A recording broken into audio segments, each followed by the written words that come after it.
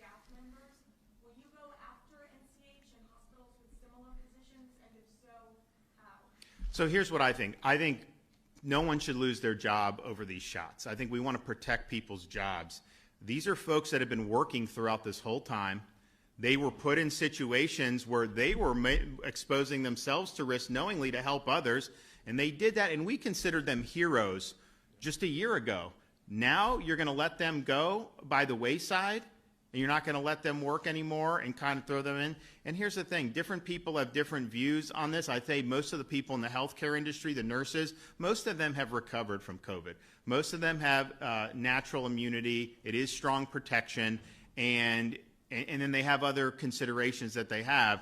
Man, I think that they should be protected. Now, you're in a situation where, and we're working in my office to figure out what we can do on the state level. People are focusing on the Biden mandate on employers.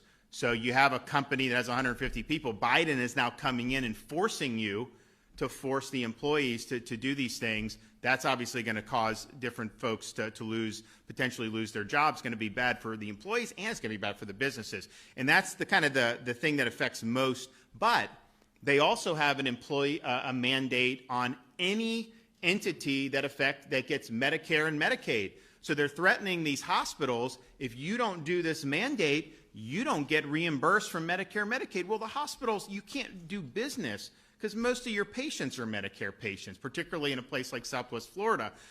So I think that's unconstitutional what they're doing. I think it's illegal. I don't think they have the authority to just issue these dictates and threaten to pull off. Who knows how much funds that would end up being. So I think a lot of the hospitals are responding to that federal kind of sword of Damocles that the Biden administration has placed over their heads. And what's the results going to be? Exactly what you just said. You're going to have some people that decide to walk away. This is at a time where you have acute shortages in healthcare workers. Now in Florida, yesterday we pointed out, from the time we started our monoclonal antibody program, we have 52 straight days of a decline in COVID-positive patients in hospitals throughout Florida, 57 straight days where the 7-day average of new admissions has declined. Our admissions are down, I think, close to 85% since we did that. So our infection rate is one of the third or fourth lowest in the country now. But there's still other things that need to be tended to. It's not just COVID. Even at the height, out of like 64,000 beds, you had it's not like most of those were COVID. I mean, it was always less than half. I think it was about a third at the peak statewide. And so you have all these other issues that need to be tended to too. But then when you see Delta has not done waves in other parts of the country yet. It's unfortunately probably going to do that. What are they going to do this? And so I just think it's big. But ultimately, I think the root of that with healthcare is Biden trying to force every pretty much healthcare provider that accepts Medicare or Medicaid. They're threatening to cut that off if you don't impose this mandate. So we're looking at options to be able to fight back against Biden.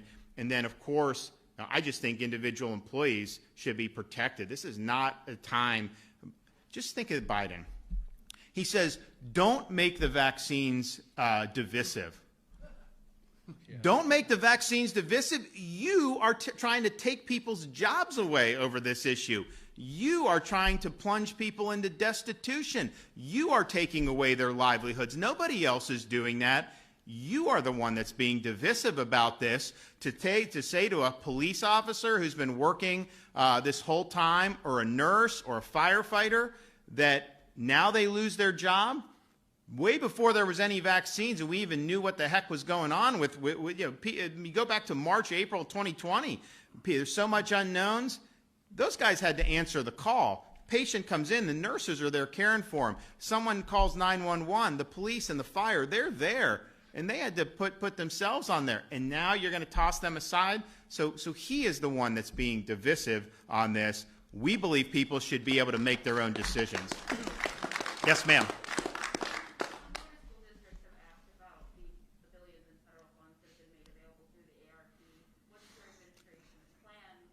There were 3 different tranches of ESSER. If you look, Florida, I think, is tied for 6th in having dispersed the most amount of ESSER. Now, I think the highest state is Iowa. They've done 20-some% just because there's so much money and you have until 2024 to spend it. So we're doing much better than average in getting it out. But, you know, there was this issue about ESSER 3. Oh, Florida didn't do the May deadline. Well, our State Department of Education was talking with the U.S. Department, and they said, our legislature's in session. We don't know how they're going to do it. Can we see how that shakes out and then see what we need when we go? So they said, oh, yeah, that's fine.